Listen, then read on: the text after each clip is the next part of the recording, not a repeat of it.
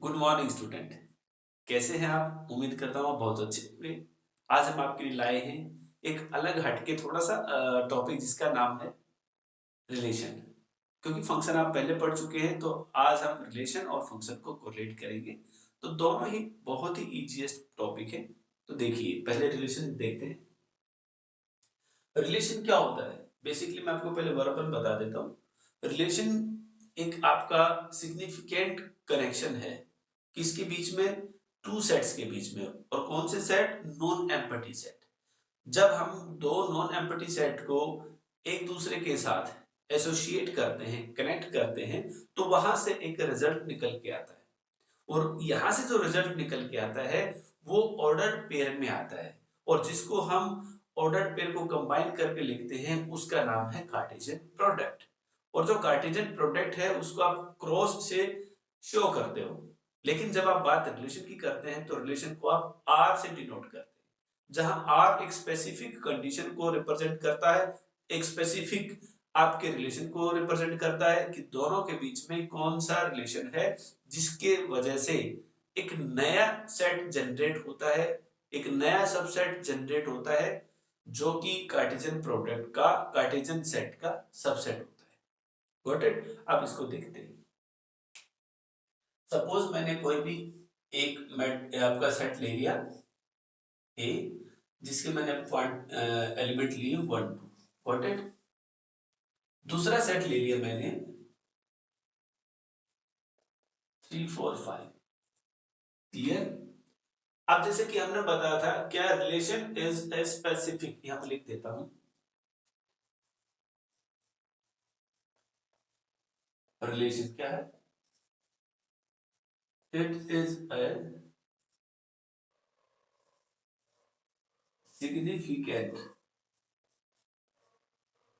Significant association. Association भी कह सकते हैं, आप कनेक्शन भी कह सकते हैं। It's a significant association between two, कौन से? नॉन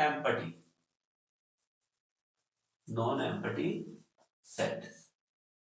अब यही बात मैं यहां समझा रहा हूं। देखो हमारे पास एक सेट लिया ए, दूसरा सेट लिया बी। आप देख सकते हैं दोनों नॉन एम्पटी सेट है। अब इसको एसोसिएट करना है, इनको कनेक्ट करना है। और कनेक्ट कैसे करेंगे? In the form of Cartesian Cartesian product. किसके लिए? To produce ordered pairs. अब यहां पर ये सारी चीजें क्लियर हो जाएंगी। देखिए पहली बात तो हमें क्या करना है, दोनों के बीच में एक रिलेशन यहाँ पे सेटअप करना है। किसके थ्रू? Cartesian product. अब कार्टेशियन प्रोडक्ट होता क्या है? बेसिकली अगर ए को मैं क्रॉस लगा के बी लिख देता हूं तो ये सेट थ्योरी के अंदर या रिलेशन एंड फंक्शन के अंदर कार्टेशियन प्रोडक्ट काम होता है। क्या होता है बच्चे? Cartesian product. और कार्टेशियन प्रोडक्ट यहां से क्या डेवलप करता है, क्या प्रोड्यूस करता है, क्या जनरेट करता है? Ordered pair. अब ये जो ऑर्डर्ड पेयर है इसके बारे में मैं आपको बताऊंगा। पहले एक बार इसके सभी एलिमेंट्स लिख लेते हैं, सभी पेयर लिख लेते हैं। अब देखिए पहले इस एलिमेंट को इनके साथ पेयर बनाएंगे। 1 का 3 के साथ पेयर, 1 का 4 के साथ पेयर, 1 का 5 के साथ पेयर। अब 1 की तो रो कंप्लीट हो गई। फिर 2 की बारी आती है। 2 का 3 के साथ पेयर, 2 का 4 के साथ पेयर एंड 2 का 5 के साथ पेयर। ये आपका कार्टेशियन प्रोडक्ट हो गई। और कार्टेशियन प्रोडक्ट होने के बाद जो सेट बन के आया है वो बड़ा सेट आ गया। वो क्या आ गया? बड़ा सेट आ गया। किसका? ऑर्डर्ड पेयर का। यानी कि ये सब क्या है? ऑर्डर्ड पेयर है। मैंने आपको ध्यान हो तो जब कार्टेशियन सिस्टम या टेबुलर सिस्टम बताया था, ग्राफ के बारे में बताया था, एंगल्स के बारे में बताया था, तो उस टाइम हमने आपको ये सब वैल्यू बताई थी, कोऑर्डिनेट्स के बारे में बताया था कि जो हम पेयर बनाते हैं किसी भी ग्राफ के अंदर, किसी भी पॉइंट को जब हम लोकेट करते हैं तो वहां पे उसका एक्स और वाई जनरेट होता है, तो जहां से वो उसकी पोजीशन को शो करता है। Got it? तो जो पहली वैल्यू है एक्स और दूसरी जो वैल्यू वाई है, इनको जब मैं कंबाइंड फॉर्म में ब्रैकेट में लिख देता हूं ऐसे करके, तो वो मेरा क्या था? ऑर्डर्ड पेयर था, जो उसकी लोकेशन को रिप्रेजेंट करता, जो इनके सेट के कॉम्बिनेशन को सेट करता है, दिखाता है। तो ये आपका हो गया ऑर्डर्ड पेयर। क्लियर? अब इस ऑर्डर्ड पेयर आपकी मैं ये लिख देता हूं, ऑर्डर्ड पेयर। तो ये सारे आपने क्या बना दिए? ऑर्डर्ड पेयर बना दिए। अब इस ऑर्डर्ड पेयर में मैं इसमें से कोई भी एक एलिमेंट ले लेता, सपोज करो मैंने यही ले लिया 2 5 ले लिया, तो जो ऑर्डर्ड पेयर का जो एलिमेंट फर्स्ट है, फर्स्ट एलिमेंट क्या रिप्रेजेंट करता है? ये आपका डोमेन को रिप्रेजेंट करता है, ये आपका इनपुट को रिप्रेजेंट करता है, ये आपके इंडिपेंडेंट होने को शो करता है। क्लियर होगी बात? ये इसको परी इमेज होने को शो करता है। आप देखिए पहला जो एलिमेंट है क्या क्या शो करता है? डोमेन को शो करता है, इनपुट को शो करता है, इंडिपेंडेंट को शो करता है और परी इमेज को शो करता है। तो सेकंड क्या करता है? सेकंड एलिमेंट क्या शो करेगा? इनका रेस्ट पार्ट, कोडोमेन। कोडोमेन कह लीजिए या रेंज भी हम कह सकते हैं उसको। रेंज को भी शो करता है, आउटपुट को भी शो करता है, डिपेंडेंसी को भी शो करता है और इमेज को भी शो करता है। आपने अभी ने पीछे मैंने एक वीडियो में बताया था कि फंक्शंस में हम वेन डायग्राम को कैसे रिप्रेजेंट करते हैं। वेन डायग्राम को जब आप बनाते थे तो वहां पर आपके सामने फंक्शंस की भी बात हुई थी, तो फंक्शंस के अलग अलग टाइप्स बताए थे। इन टू था, ऑन टू था, वन वन था, मेनी टू वन था, वन टू मेनी था। ये सब क्या था? ये इमेज और प्री इमेज, डोमेन और कोडोमेन का ही तो कॉम्बिनेशन है। फंक्शन क्या है? मैपिंग है। मैपिंग क्या है? वो किसी न किसी एक पॉइंट को दूसरे पॉइंट से कोरिलेट करते हैं, उनका एक रिलेशन शो करते हैं। क्लियर? तो ये आपका ऑर्डर्ड पेयर को शो करता है। इसमें आपका क्या क्या आ गया? डोमेन आ गया, कोडोमेन आ गया, इनपुट आ गया। अब इन सबको आप एक ही समझ सकते हैं, एक ही चीज की इतने अलग अलग नाम। अब इन नामों को आप कैसे समझेंगे? मैं एक एग्जांपल देता हूं, उस एग्जांपल में क्या कहता है देखिए। तो बेटा आप देखो पहला क्वेश्चन, पहला क्वेश्चन क्या कहता है? इफ गिवन आर, आर क्या बताया था मैंने? रिलेशन।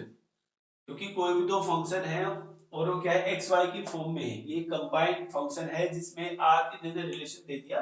और वो कैसा रिलेशन है कि भाई जो एक्स की वैल्यू है वो भी होल नंबर से बिलोंग करती है और वाई की वैल्यू भी होल नंबर से बिलोंग करती है। तो वहां से आपको पॉसिबल वैल्यूज निकालनी है, पॉसिबल सेट्स निकालने, पेयर निकालने, और you can say Cartesian product निकालनी। क्लियर? अब देखिए गिवन रिलेशन, गिवन रिलेशन क्या दे रखा है? X square plus y square is equal to 25, where x y belongs to W, whole number. तो आप क्या करेंगे? वो नंबर ले लीजिए। पहले तो ये बताइए होल नंबर होता क्या है? मैंने बताया था होल नंबर क्या है? Very simple, 0 plus n, 0 plus n. तो यहां आप क्या करेंगे? 0 भी ले लेंगे और नेचुरल नंबर वो ले लें जिससे आप कैलकुलेशन इजीली कर पाए। अगर आपने पहले x को 0 लिया तो y की वैल्यू क्या है? यहाँ पे पाई आ गई, यहाँ लिख दो चाहे इक्वल टू 5। क्लियर? उसके बाद अगर आपने x को 1 लिया, 1 अगर आप लेते हैं तो वहां माइनस हो जाएगा, तो उसका स्क्वायर रूट पूरा नहीं निकलता। तो आप ऐसी वैल्यू लीजिए जिससे आपका पूरा रूट निकल जाए। आपने क्या लिया? 3 ले लिया। जैसे आपने 3 लिया, 3 लोगे तो यहाँ कितना आएगा 9, उधर जाके माइनस हो गया, कितना बच गया 16, तो आपका y आ गया 4। ठीक है, और देख लो आप क्या लेंगे, आप अगर 4 ले लिया आपने तो 16 हो गया, इधर आपका y 3 आ जाएगा। तो इस तरह से आप कितनी भी आप वैल्यू ले सकते हैं, आप उनको पेयर के रूप में लिखेंगे। तो यहां से क्या हुआ, तो लिखेंगे पॉसिबल ऑर्डर्ड पेयर्स। क्या क्या बन गया आपके 0 5 3 4 4 3।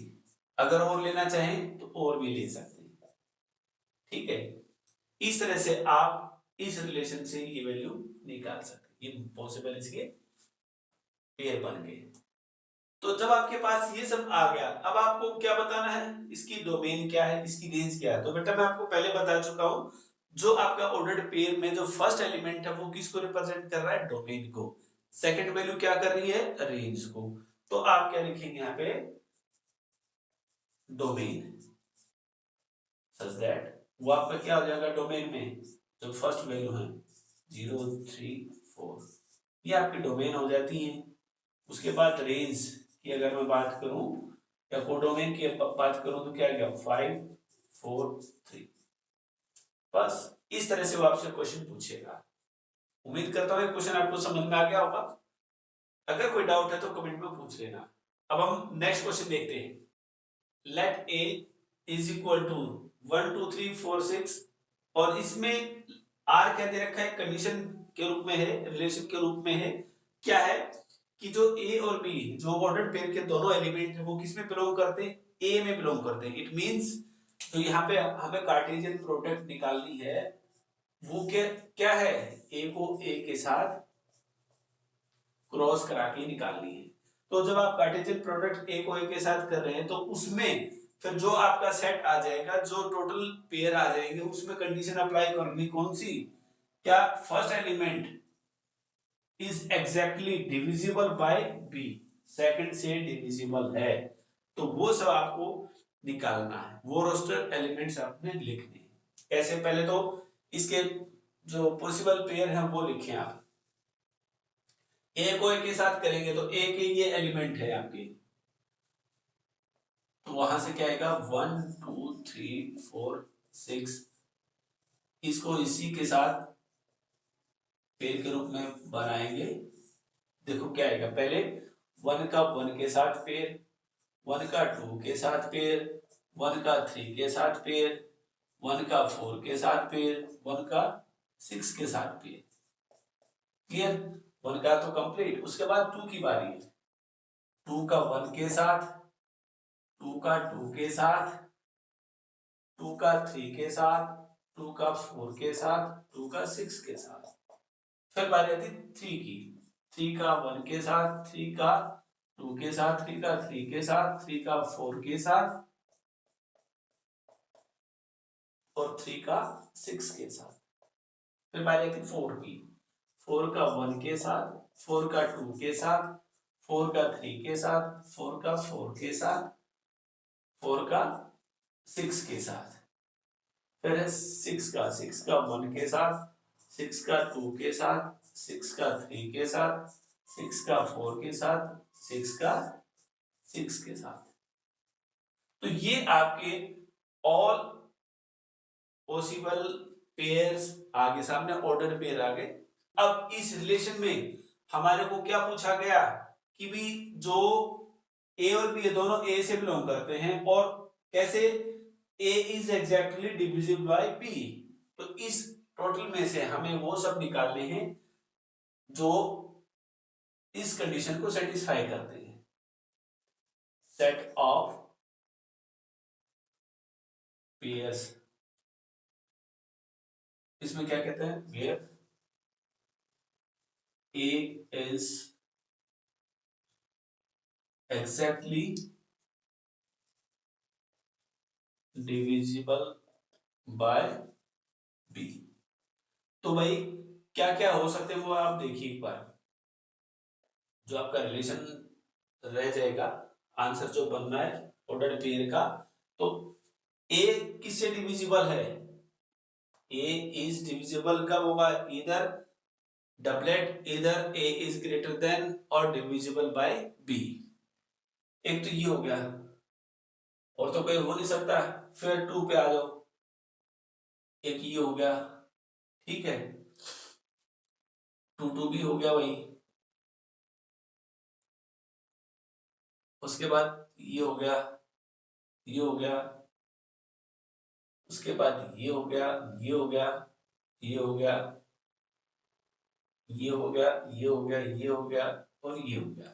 जितने भी मैंने अंडरलाइन किए हैं वो सारे के सारे क्या है, इस कंडीशन को सेटिस्फाई करते हैं। तो क्या क्या आया, 1 1 आ गया, उसके बाद 2 1 आ गया, 2 2 हो गया, 3 3 हुआ, उसके बाद आपका 4 1 हुआ, 4 2 हुआ, 4 4 हुआ, 6 1 हुआ, 6 2 हुआ, 6 3 हुआ, 6 6 हुआ। तो ये आपके वो पेयर बन जाते हैं जो इस कंडीशन को सेटिस्फाई करते हैं, रिलेशन को सेटिस्फाई करते हैं। अब इन सब के बाद अगर हमें इसके अंदर अगर डोमेन निकालना हो तो क्या आएगा? मैंने आपको डोमेन बताया था, जो फर्स्ट लेटर है, फर्स्ट एलिमेंट है, फर्स्ट वैल्यू है, वो क्या है, डोमेन का काम करती है। और वो क्या है देखिए जरा, 1 2 3 4 6, ठीक है, ये आपकी क्या है, डोमेन है। अब रेंज क्या है, रेंज कह लीजिए या को डोमेन कह लीजिए, वो क्या बनेंगे, जो दूसरे बच गए, 1 2 3 4 और 6, या तो इस तरह से आप जो फर्स्ट वैल्यू है उनको एज ए डोमेन लेंगे और जो सेकंड वैल्यू है उसको आप एज ए कोडोमेन लेंगे। तो बच्चे ये आपका रिलेशंस के बारे में मैंने कुछ ब्रीफ किया है। अगर इसमें से कोई डाउट लगता है तो आप मुझे कमेंट करके पूछ सकते हैं। इसमें मैं एक चीज और आपको बताना चाहूंगा, जब आप ऑर्डर्ड पेयर लिखते हैं तो उसके अंदर ए बी और पी ए, यानी कि जो डोमेन और रेंज अगर उसको रिप्लेस कर देते हैं तो उनकी वैल्यू अलग हो जाती है। उम्मीद करता हूँ दोनों एग्जांपल आपको समझ में आ गया होगा। दोनों को कोई अगर डाउट है तो पूछ लें आप। अब हम बात करते हैं फंक्शन की। बच्चे फंक्शंस के अंदर हम कुछ मैपिंग देखेंगे, उन मैपिंग के थ्रू भी हम या यूं कहिए पिक्टोरियल मेथड के थ्रू भी हम कुछ क्वेश्चन को सॉल्व कर पाएंगे। उसको कैसे करेंगे उसका तरीका समझने की कोशिश करते हैं। पहला है 1 1, यानी कि 1 1 का मतलब है कि अगर हमारा जो इनपुट है वो अलग से आउटपुट देगा, हर अलग इनपुट का हर अलग आउटपुट होगा, दैट इज 1 1। इसको हम इंजेक्टिव भी कहते हैं, क्योंकि इंजेक्टिव का मतलब इंजेक्ट करना, भाई जिस तरह का आप इंजेक्ट करोगे उसी तरह का आउटपुट आएगा। Got it? जहां पर फंक्शन को आप क्या लिखते हैं, x टू y, हमारा जो रिलेशन है x टू y है, मैं आपको पहले बता चुका हूं। f is the name of function, x क्या इनपुट है, y आपका आउटपुट है।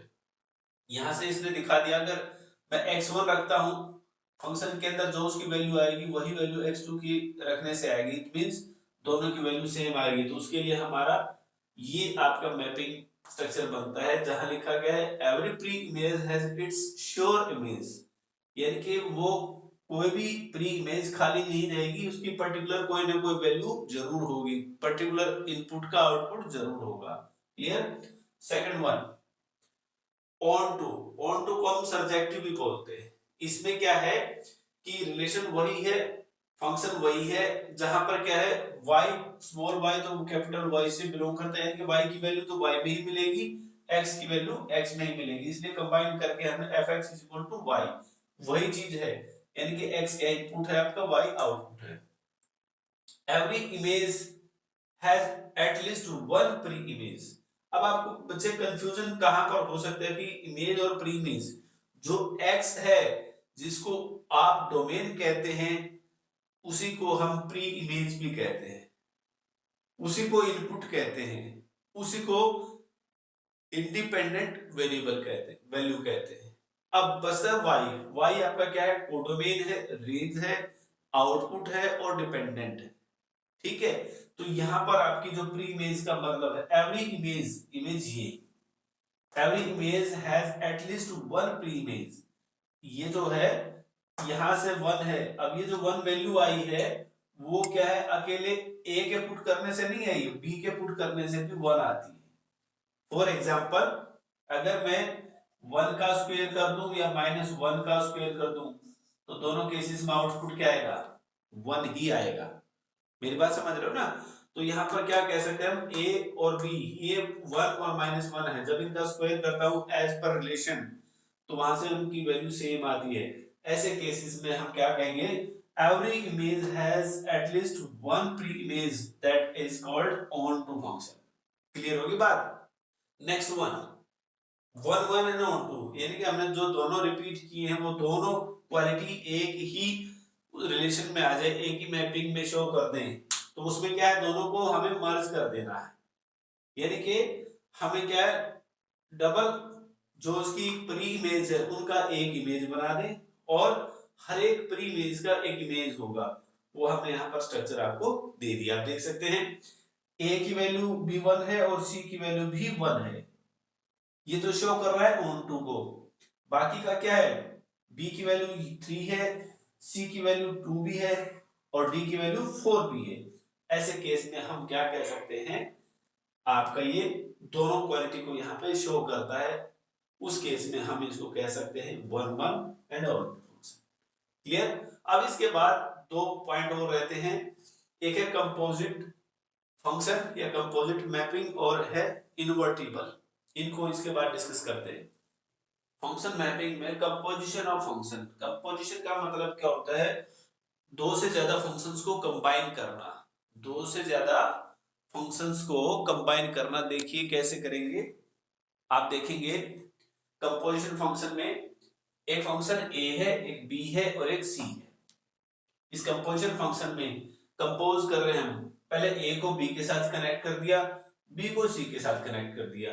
अब जो जो उनके आउटपुट आया, अगर उन दोनों को कंबाइन करेंगे तो वो आपका क्या है, कंपोजिशन कहलाएगा। मैं इसके लिए एक एग्जांपल देता हूं, जैसे इसमें दिखा के कोई फंक्शन है a से b का और g है फंक्शन b से c का, तो जो हमारा कंपोजिशन बनेगा वो बनेगा GOF या FOG। यहां पर आप लिख सकते हैं FOG, वो आपकी मर्जी है एज पर स्टेटमेंट। अब इसको ना मैं एग्जांपल के थ्रू सोल्व करना चाहता हूं, जिससे आपको ये पॉइंट क्लियर हो जाए। अब मैं चाहता हूं कि भाई इसको GOF में कन्वर्ट कर दूं। पहले तो इसको समझना पड़ेगा ये है क्या, इसको आप समझेंगे, read as G is the function of fx, यानी कि जो fx है वो एज ए वेरिएबल लेंगे। fx क्या है, एज ए वेरिएबल, जैसे हमने ये लिखा, ये इसका वेरिएबल है, f क्या फंक्शन है किसका, x का, तो ऐसे g क्या है, इसका फंक्शन है किसका, fx का। fx पूरी जो स्टेटमेंट है वो एज ए वेरिएबल कंसीडर करेंगे। तो देखिए कैसे होगा, gx में, यानी कि इसमें हम इसको अप्लाई करेंगे, तो g of f, g is a function of f, इसको आप ऐसे लिखेंगे, ठीक है। भर दो में fx क्या है आपका, ये है, इसको हमने एज ए x मानना है और इसको इस x की जगह पे रिप्लेस कर देना, तो क्या आ जाएगा, तो g of f is equal to 2x की स्क्वायर प्लस 3, दैट्स इट। इस तरह से आप किसी भी फंक्शन को कंपोजिट कर सकते हैं और उनकी वैल्यू को रिप्लेस कर सकते हैं। सेम ऐसे ही है इनवर्टिबल। इनवर्टिबल का मतलब क्या है, इसको चेंज कर देना, जो gx है उसको fx कर दो, जो fx है उसको gx कर दो। तो उसको हम ऐसे लिख सकते हैं, अगर GOF लिखना है तो इसका मतलब क्या है, वो किसके फेवर में जा रहा है, हमें x के फेवर में, और FOG कर दिया तो वो किसके फेवर में जा रहा है, y के फेवर में। क्लियर होगी बात? तो इसी प्रकार से GOF, इसको इनवर्स के फॉर्म में लिखने का मतलब क्या है, F इनवर्स और G इनवर्स। क्लियर? तो ये था आपका कंपोजिशन और इनवर्टिबल फंक्शन। अब इसके बाद हम डिस्कस करेंगे टाइप ऑफ फंक्शंस। पहला है कांस्टेंट फंक्शन। अब कांस्टेंट का मतलब क्या है? फिक्स। जब हम इसको ग्राफिकली अगर देखें, समझने की कोशिश करें, तो हमें पता है कांस्टेंट का मतलब फिक्स होता है। अगर मैंने x की वैल्यू जैसे कुछ भी मेरा फंक्शन है ये c लिख दिया। अब सपोज मैंने यहाँ पर कोई भी पॉइंट ले लिया, तो जब इसका मैं ग्राफ खींचूंगा तो बिल्कुल ये कांस्टेंट रहेगा, हर जगह सेम रहेगा, क्योंकि मेरे पास ऑप्शन यही है। ठीक है, तो जितना आप लिखोगे उतना। एफ एक्स आपका 4 है तो 4 यहाँ पे कट किया, तो यहाँ से जब आप लाइन ड्रॉ करोगे तो ये गैप और ये गैप सेम रहेगा, क्योंकि कांस्टेंट है। आइडेंटिटी। आइडेंटिटी का भी मतलब वही है क्या, कि मेरा इनपुट भी वही है और आउटपुट भी वही आ रहा है। तो इसमें आप किस तरह से खींचोगे? सपोज ये आपका कोई ग्राफ है और आपने जब इसकी वैल्यू बढ़ाई, अगर 1 ली, एक्स 1 रखा तो वाई भी, ये जो आपका एक किस्म से आउटपुट है, ये इनपुट है। 1 रखा तो 1 आएगा, 2 रखा 2 आएगा, 3 रखा 3 आएगा। इनके एक्स और वाई दोनों बराबर है, इनपुट और आउटपुट बराबर है, तो ऐसे केस में आपका ग्राफ कुछ इस तरह से जाएगा। या अगर नेगेटिव वैल्यू लेते हो तो इस तरह से जाएगा। तो आप देखेंगे ये आपका आइडेंटिटी है। स्क्वायर, तो इसमें जो आपकी रेंज और डोमेन है वो क्या है? सारी की सारी रियल जा रही है। ठीक है, अब हम बात करते हैं स्क्वायर का। अगर मैं आपको स्क्वायर के लिए ग्राफ बना के दिखाऊं तो वो कैसे बनेगा? आपके पास एफ एक्स क्या है? एक्स स्क्वायर है, यानी कि जो आपकी डोमेन है, डोमेन तो आपका क्या है? रियल नंबर है, कुछ भी भर दो आप, प्लस का भी भरोगे, माइनस का भी रखोगे, तो मर्जी है। अब मैंने यहां से रखना स्टार्ट कर दिया तो मेरा जो ग्राफ है कुछ ऐसे जाएगा, ये दोनों इक्वल जाएंगी। ठीक है, सेम जितना डिस्टेंस यहाँ पर है उतना ही डिस्टेंस यहाँ से जाएगा, क्योंकि स्क्वायर अगर माइनस का लिया तो भी वो प्लस को आउटपुट देगा, प्लस लिया तो भी प्लस में जाएगा। तो ये पता नहीं कहां तक जाएगा, इसकी कोई लिमिट नहीं है। तो आपका जो रेंज रहेगा वो 0 से स्टार्ट होकर इन्फिनिटी तक जाएगा। ठीक है, ये आपकी रेंज आ गई। तो बात करते हैं क्यूबिक की। क्यूब का भी ऐसा ही है, यहाँ पे क्यूब का ऐसा ही है। आपने यहाँ क्यूब लिखा, लेकिन ये सारा का सारा जो आप ग्राफ मैं वैसे बता रहा हूँ ना, ऐसे नहीं आएगा आपको समझ में। इसकी पहले नंबर टेबल बनाएंगे। ठीक है, जैसे जैसे आप पॉइंट रखेंगे तो ऑटोमेटिक ग्राफ शो हो जाएगा। आपका क्यूब का कुछ ऐसे आएगा, जैसे इसमें वैल्यू रखोगे ना तो क्या आएगा, ये ऊपर जा रहा है, ये नीचे जा रहा है। तो ऐसे केस में आपके पास जो ऑप्शन बचता है वही रियल का ही ऑप्शन है। आप देख सकते हैं, आपने कोई भी वैल्यू रखी, वो चाहे प्लस की है माइनस की, ऊपर गया तो प्लस हो गया, नीचे गया तो माइनस, है तो रियल। तो ऐसे केस में आपके पास जो डोमेन है वो भी रियल नंबर है आपका, और जो रेंज है वो भी आपका रियल नंबर। अब रेसिप्रोकल की बात करते हैं। रेसिप्रोकल उल्टा, 1 बाय करने में क्या होगा कि एक तरफ आपका ग्राफ ऐसे जाएगा, दूसरी तरफ आपका ग्राफ ऐसे जाएगा, ये टच नहीं करेगा, ऐसे। आपको ध्यान हो तो ये जो ग्राफ है आपका कोसिकेंट और सिकेंट में इस तरह से बनते थे। तो ये क्या शो करता है कि आपका एक्स एक्सिस और वाई एक्सिस को तो ये ओबलाइज कर रहा है, लेकिन जो आपको छोड़ना पड़ रहा है वो क्या छोड़ना पड़ रहा है? सेंटर। सेंटर का तो कोई अटैचमेंट है ही नहीं इसमें। तो इसमें हम क्या करेंगे, जो आप डोमेन बनाओगे उसमें भी आपका सेंटर का रोल नहीं है ना, तो यहां से आप 0 कर देंगे, और इमेज के अंदर, रेंज के अंदर भी आप क्या करेंगे, इसमें से 0 को हटा देंगे।